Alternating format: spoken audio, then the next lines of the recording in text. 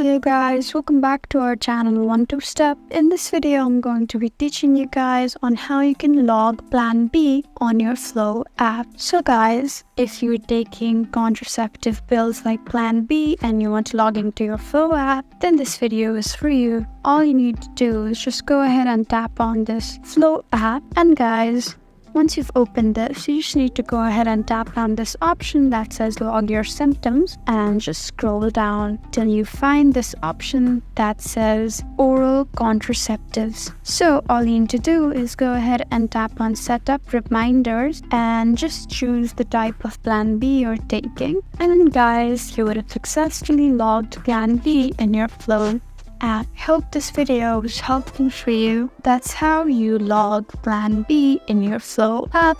If you found this video helpful, please leave us a like and drop us a comment down below. And if you want more helpful videos like these, then please subscribe to our channel. We'll see you again next time. Thank you for watching.